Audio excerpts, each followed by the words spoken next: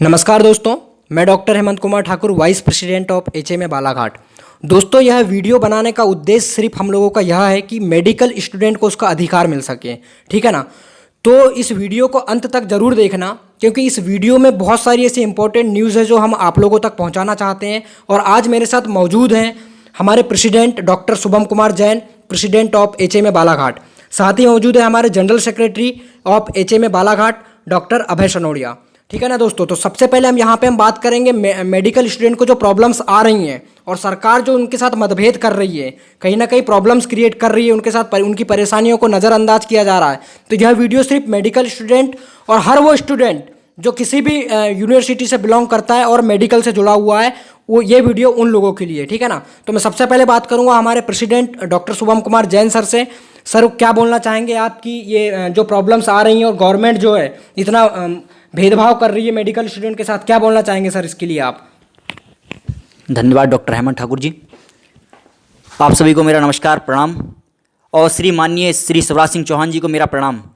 जैसा कि आप सभी को ज्ञात है कि अभी प्रमोशन के बारे में हम सुन रहे थे कि इनको प्रमोशन मिल रहा है, इनको प्रमोशन मिलना है और नहीं मिलना है, अलग अलग तरह की बातें आ रही थी सामने। तो मैं श्री माननीय शिवराज सिंह चौहान जी से ये बात कहना चाहूँगा कि जैसे कि मैंने अभी तक की आपकी जितनी भी ट्विटर पे पोस्ट वगैरह देखी हैं, वो आप क्या करते हैं कि जैसे कोई अपोजिशन पार्टी अगर हो तो आप उसके लिए निरंतर बहुत सी सारे ट्वीट्स आप करते हैं, कई ट्वीट कर देंगे, 7-8 जितने भी ट्वीट है वो कर देते हैं। लेकिन मैंने उस दिन आपने जो प्रमोशन को लेकर बात कही, उस दिन आपने सिर्फ बच्चों के हित में मात्र 2 ट्वीट किए, चलो वो भी ठीक है, लेकिन आपने कोई बात क्लियर ही नहीं की।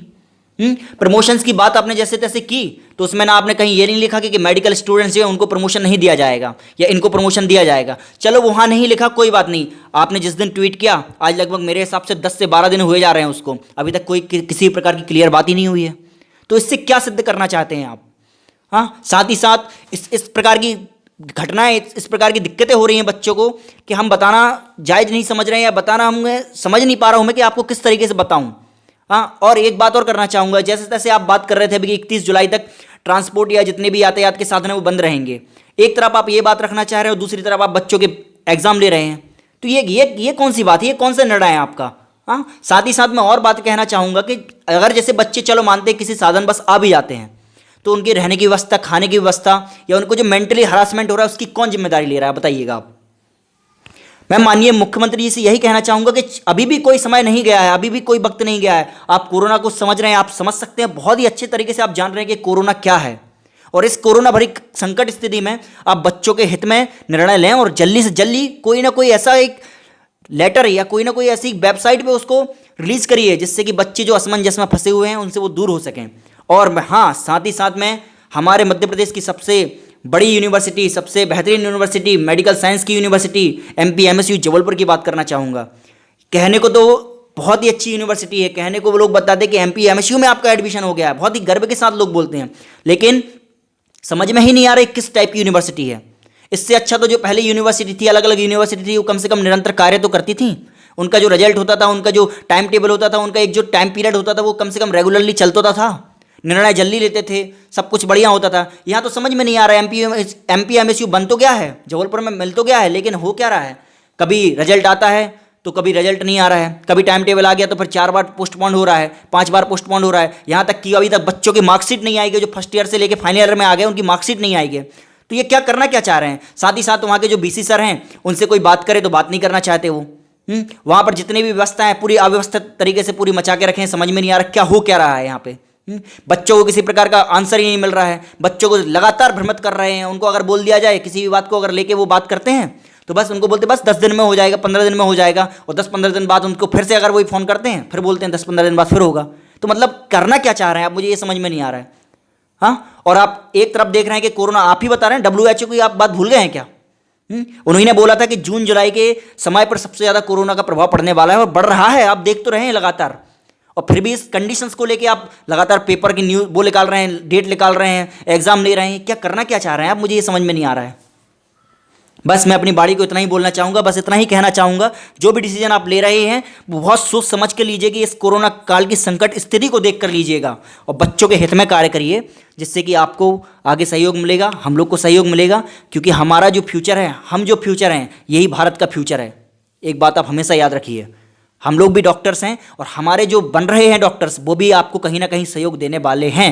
इन सब बातों को ध्यान में रखते हुए आप एक अच्छा निर्णय, सही निर्णय लें। धन्यवाद। जय हिंद, जय भारत।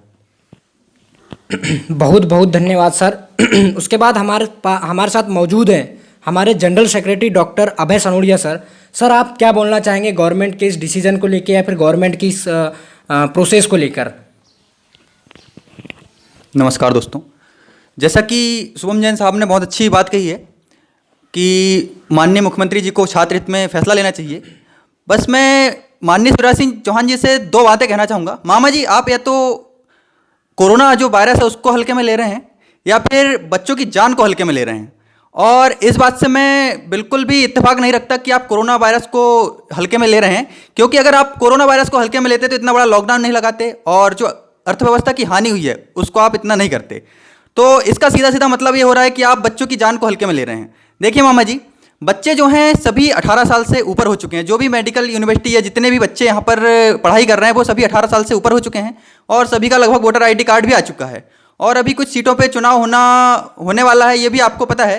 तो मामा जी, मेरा बस इतना कहना है कि आप छात्र हित में निर्णय लें और बच्चों को बहुत अच्छे से उनके विषय में सोचें। ऐसा नहीं कि बच्चों को कोई पत्थर की मूरत समझें या उनको बिल्कुल आग में झोंक दें, ऐसा बिल्कुल ना करें मामा जी।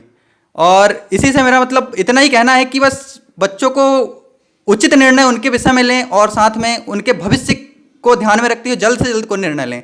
क्योंकि अगर कोरोना को आप हल्के में ले रहे हैं तो ये नहीं हो सकता कि आप इतना बड़ा लॉकडाउन लगाते, और अगर लॉकडाउन लगाए हो तो फिर क्यों आप मतलब बच्चों को फिर एग्ज़ाम कराने की बात कर रहे हो। अगर एग्ज़ाम कंडक्ट कराना भी है तो ये नहीं कि 10 दिन बाद का टाइम टेबल दे दिया बच्चों को या फिर 15 दिन बाद का टाइम टेबल दे दिया। उनको पर्याप्त मात्रा में समय देना चाहिए बच्चों को। और इस संकटकालीन स्थिति में एग्ज़ाम बिल्कुल भी कोई उचित निर्णय नहीं है, पॉसिबल ही नहीं है। और फिर भी इस विषय में बात कर रहे हैं वो मुझे बिल्कुल उचित नहीं लग रहा है। कहीं ना कहीं गलत है, कहीं ना कहीं ये बिल्कुल गलत है।